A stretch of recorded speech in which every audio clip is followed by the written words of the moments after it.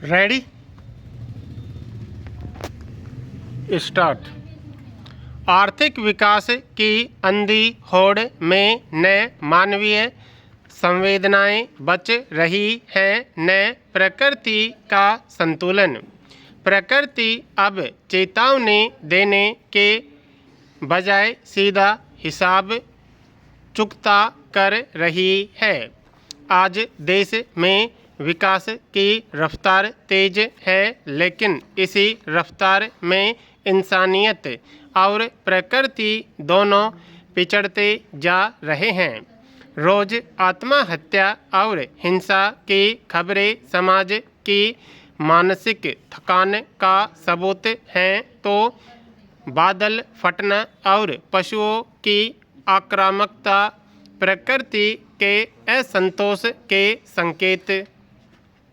सवाल यह है कि क्या हम आज सब कुछ जानकर भी अनजान बन रहे हैं और आंख मूंद कर विकास के नाम पर अपनी जड़ें खुद ही काट रहे हैं।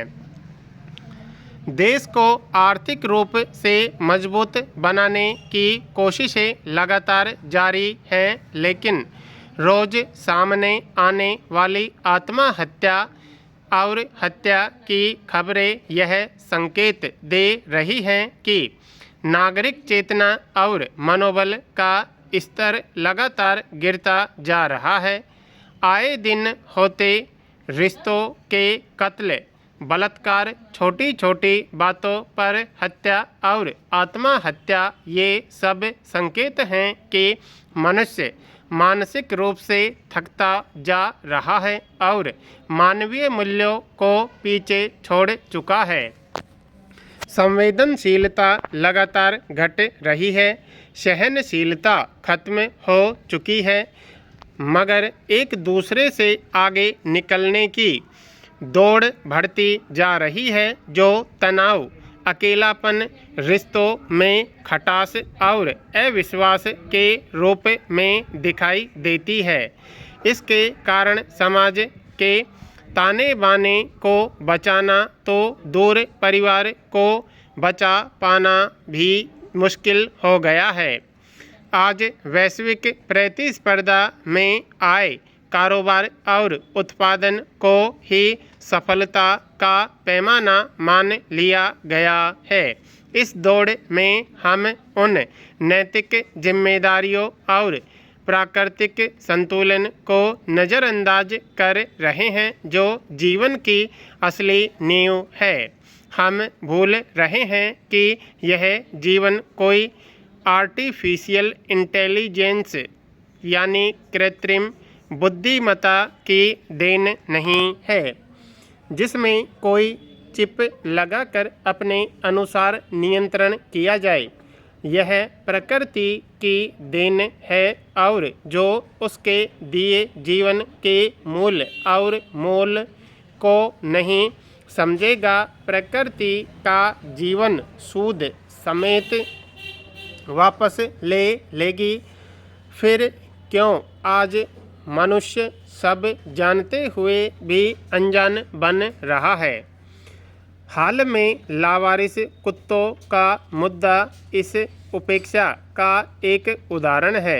कुत्ते प्रकृति में विभिन्न आवासों, जंगल, घास के मैदान, तटीय क्षेत्र में रहने के लिए बने हैं, सड़कों पर भटकने के लिए नहीं, मगर मानव ने उनके प्राकृतिक घर छीनकर उन्हें आवारा बना दिया। परिणाम स्वरूप वे आक्रामक होते जा रहे हैं।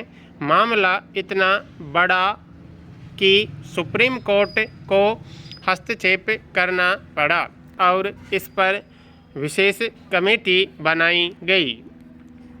यही स्थिति पर्यावरण के साथ भी है। उत्तराखंड और हिमाचल प्रदेश में हाल ही में बादल फटने की घटनाएं इसकी चेतावनी है। पहाड़ों को काटकर और नदियों का अस्तित्व मिटाकर हमने अपने लिए घर तो बना लिए, लेकिन प्रकृति ने उसी नदी को विनाश के रूप में लौटा दिया। आज पहले के समय से तुलना करें तो परिस्थिति बिल्कुल उलट गई है। उस समय इंसान और प्रकृति के बीच एक गहरा रिश्ता था। दोनों के बीच एक सामंजस्य बना हुआ था। हमारे बुजुर्ग पेड़ पौधों, ऋतुओं, नदियों और पशुओं की पूजा करते थे। वे भले पढ़े लिखे कम थे, लेकिन उन्हें अच्छी तरह पता था कि जो कुछ हमें मिल रहा है वह प्रकृति की ही देन है। अगर इसके प्रति भाव बदल गया तो तबाही तय है। गाँवों में लोग सदा जीवन जीते थे, सादा और सामूहिकता पर जोर देते थे। संवेदनाएं और जिम्मेदारियां भी साझा होती थी। गली मोहल्ले के लोग भी रिश्तों से जुड़े होते थे, जिससे भाईचारे का संदेश मिलता था। आज सब उलट है। गांव से लोग शहरों की ओर पलायन कर रहे हैं। बढ़ती इच्छाओं के चलते अपनी ज़रूरतों के लिए प्रकृति को निरंतर नुकसान पहुंचाया जा रहा है। पेड़ पौधे काटे जा रहे हैं, पशुओं से जंगल छीने जा रहे हैं, नदियों का अस्तित्व मिटाया जा रहा है, रिश्तों का रोज खून हो रहा है। एकजुटता, विश्वास और सामूहिकता खत्म होने के कगार पर है। इसका खामियाजा हमें त्रासदी के रूप में भुगतना पड़ रहा है। नदियों के खत्म होने से बाढ़, भूकंप और बादल फटने जैसी घटनाओं में लोगों की जान जा रही है। पशुओं से जंगल छीनकर उन्हें सड़कों पर रहने को मजबूर किया गया है और उनका आक्रोश अब इंसानों पर उतर रहा है। कई पक्षी और पशु प्रजातियां विलुप्त होने के रास्ते पर हैं। गौरैया, जो कभी हर आंगन में दिखती थी, अब शहरों से गायब है। ऋतुओं का संतुलन बिगड़ चुका है। कभी भीषण गर्मी तो कभी अनियंत्रित बारिश और कभी असामान्य सर्दी। बढ़ता जलवायु परिवर्तन हमें विनाश की ओर ले जा रहा है। रिश्ते तार तार हो रहे हैं। अपनों का ही कत्ल आम हो गया है। पहले गांव सामूहिकता बोध और परिवार की तरह होते थे। आज सामूहिक बलात्कार की खबरें आम हैं।